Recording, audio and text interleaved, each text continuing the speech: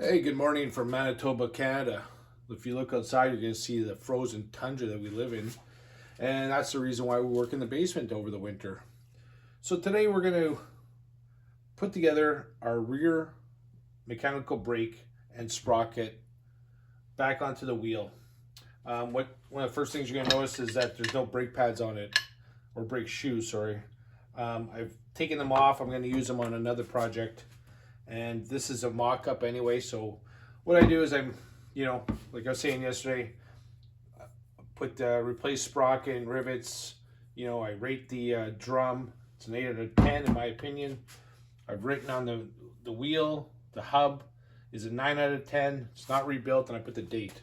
All these little things is, it might be a couple of years before you get back to it.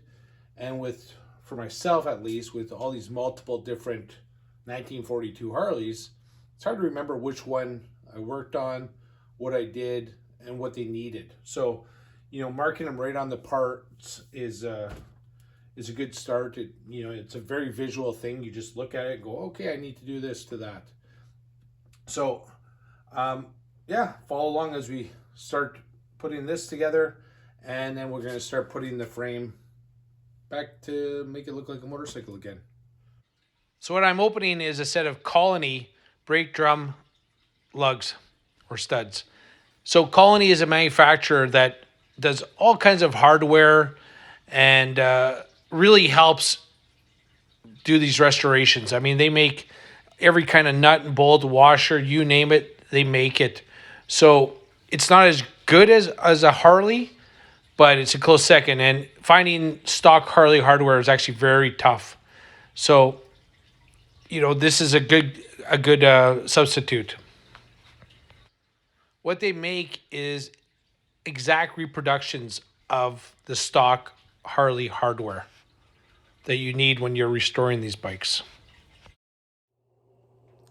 So one of the things you want to do when you start on a project like this is decide how perfect you want to get, how close to as stock as it can be.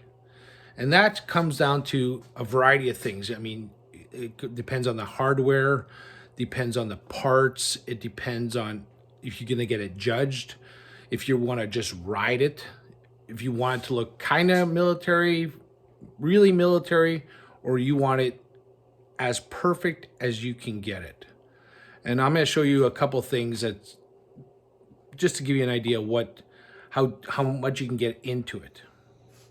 So when I got this project, I got this T-bar. So this is what goes underneath the seat. And then as I was looking at it,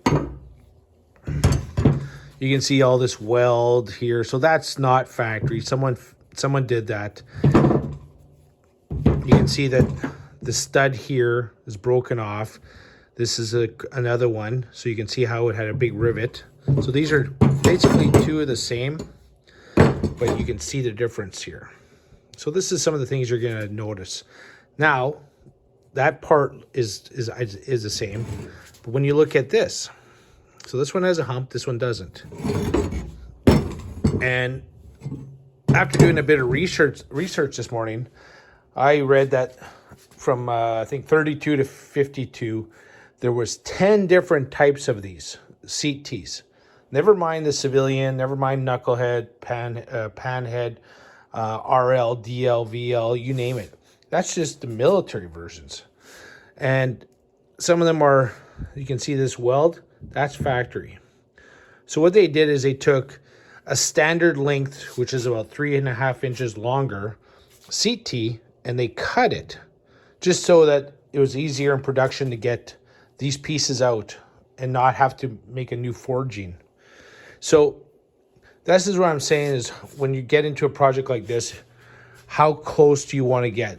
You're going to look at the frame, you're going to look at the numbers, you can decipher, nowadays you can decipher, if it's a 42, a 43, 45, 48, it all depends on various pieces, various casting marks, etc. Like on a 48 and later, there's 2 points here. There's studs, like square blocks that are welded onto the frame for your coil.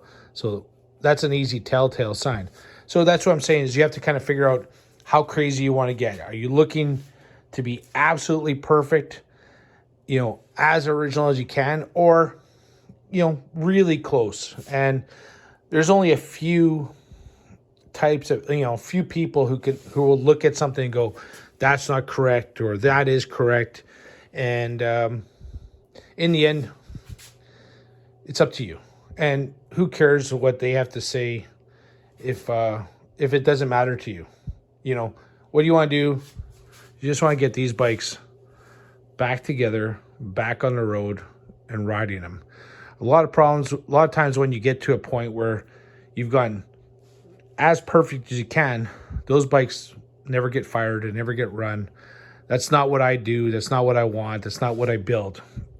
So I'm building this as a 42 WLC Canadian Army. Will I get into the details? Hey, if I got two of them and they're side by side and one's the correct one, I'm going to use it. If I don't have the correct one, I'm going to use one that looks as close as I can. So just a little food for thought.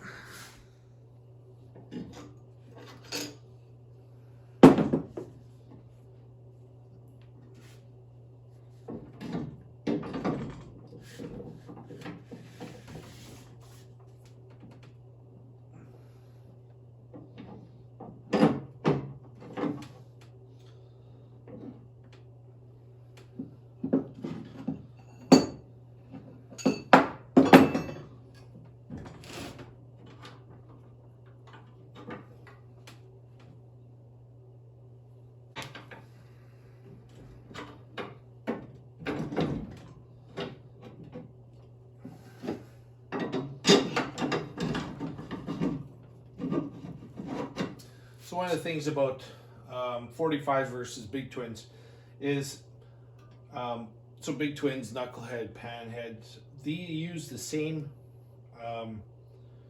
star hub, but the brakes are completely different. On a big twin, you would have, if you're sitting on the bike, a left hand rear chain and brake drum. On a Harley 45, the brake drum's on the right side and the chain's also on the right side. So if you're new to this stuff and you're looking, because it can get a little, if you're looking at a flathead, a big inch flathead and a 45, what's some of the telltale signs and differences? Because the motors look, you know, kind of, you know, pretty much the same.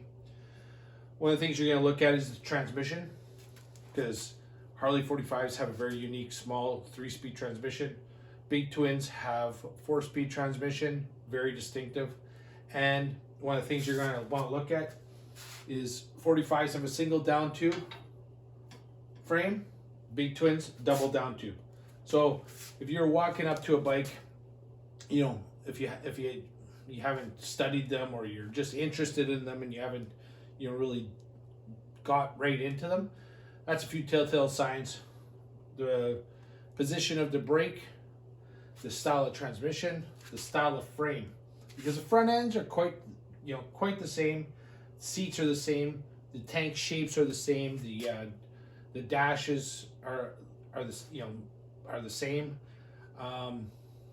Headlights are the same. Handlebars, you know, so there's a lot of, you know, the fenders look the same on a civilian. They look very similar. They're in shape and size and everything. So there's a lot of, you know, similarities, but there's some parts that you can point out really quick, so you can see that's a 45, that's a big twin. So we'll continue on with this. So again, one of the unique features of a Canadian bike is the T-handle. So on the T-handle, there's a slot here and a slot there, and that's so that it can go into the recess of the axle plate, so it locks it in.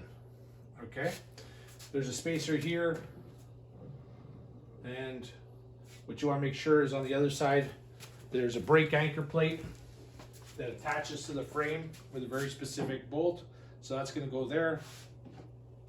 And on this side, I'll show you.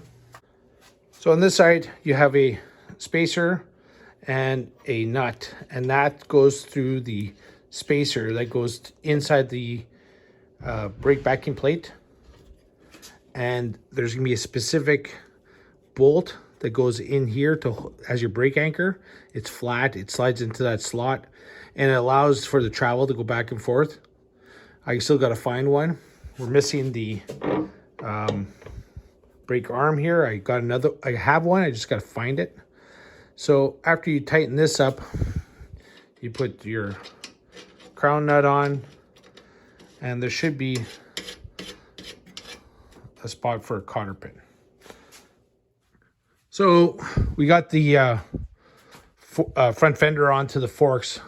This is how it came. So we're going to take it all apart, because if you look, it never had a steering dampener. So went into my stock of old parts and I pulled out a couple. I think I have the majority of one. So what we're going to do is pull the fender off of this so we can install the steering dampener, because the steering dampener has to go in from underneath.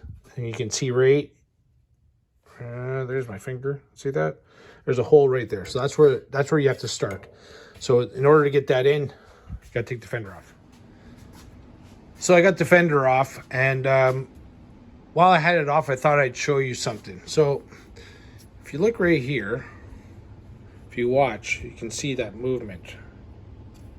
See that? Those are worn out rocker bushings. So here's a brand new one. So what we'll end up doing is, when this gets restored, we'll take these rockers bushings and press them out and put new ones in, and that'll take up that slack and be good for another 80 years. Another thing I thought I'd show you is, so because this is a Canadian Harley 1942 WLC, it uses the big twin rockers and big twin brake. Now, to give you an idea, this is American rocker. Now you look at the diameter of the axle, it's quite different. So this one's gonna have the brake anchor, like there's a sleeve that goes through here and tightens up here. So this hole's a little bit larger, but that's the size of the axle on a Canadian, and that's the size of an axle on an American. I would prefer, when I'm riding, to have a larger diameter axle than a smaller one. I think this is a 5/8, and this is a 3/4.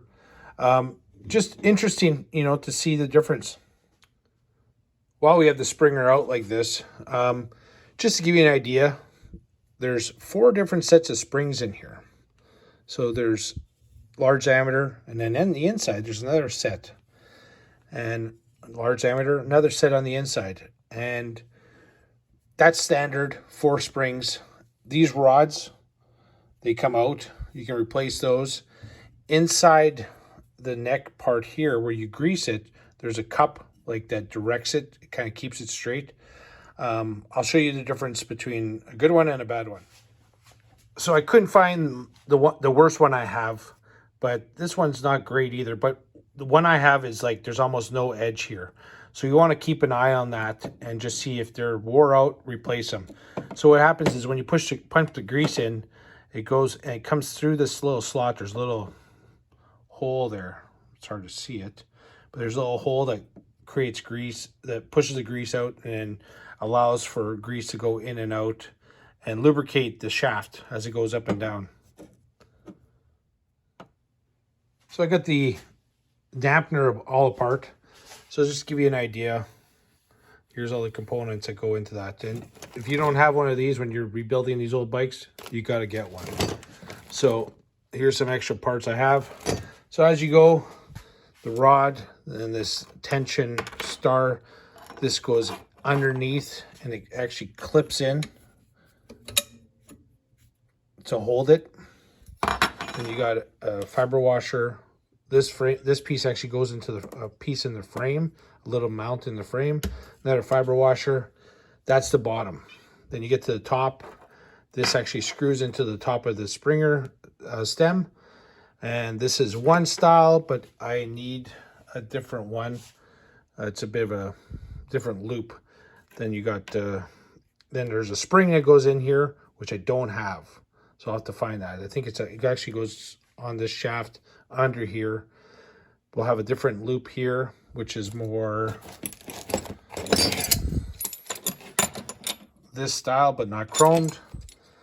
And yeah, that's all the components on a steering dampener. So before I put the springer on and grease everything up, I wanted to show you. So if you look close at this, you can see some highs and lows, and you can actually feel it with your finger. So this is what I was talking about on the previous video about wear on your bearing races. So, you know, this isn't bad. I've seen them worse, but I would still replace this. You're also going to want to look at inside the bearing cups. You see, it's hard to get it the right light, but you can see the little striations here. You can see, because especially on this side, because there's a lot of weight goes on this side of the springer.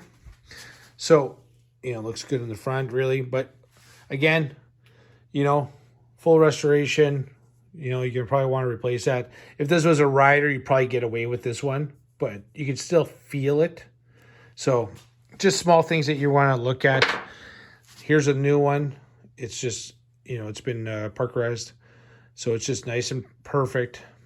You know, you just want, this is what's going to dictate how smooth your fork turns on your frame. So replace if has any wear.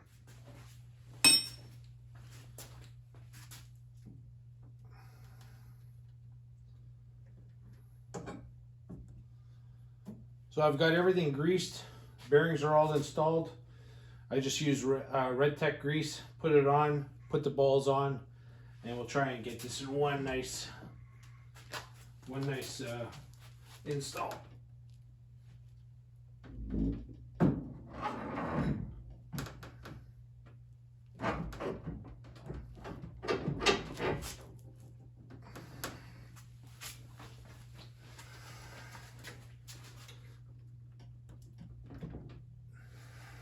Right.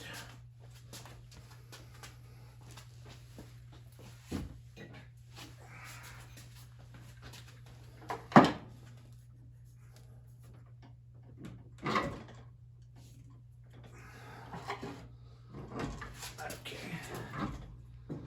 Top crown nut.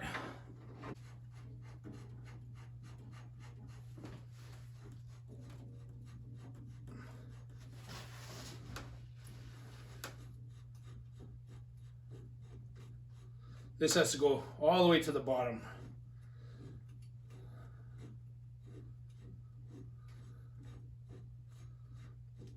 Without all the ball bearings falling out.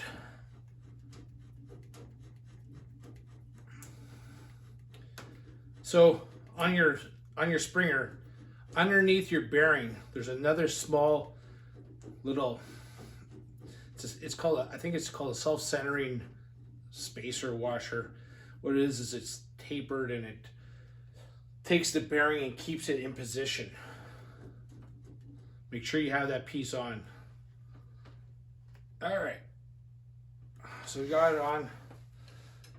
Goes back and forth nice and smooth.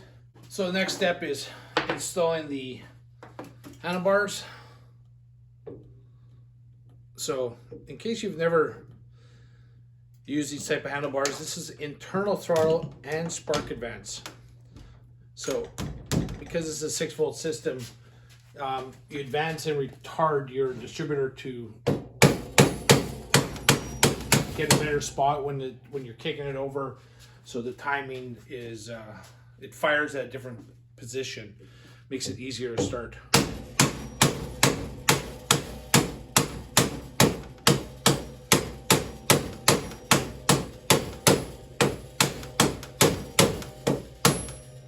So these, you got pinch bolts here. So we're just gonna keep bringing this down until it gets to the crown nut.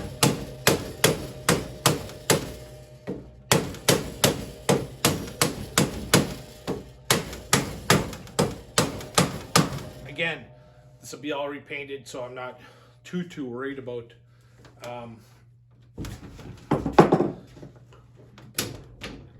about the finish. Otherwise, I'd be a lot more careful.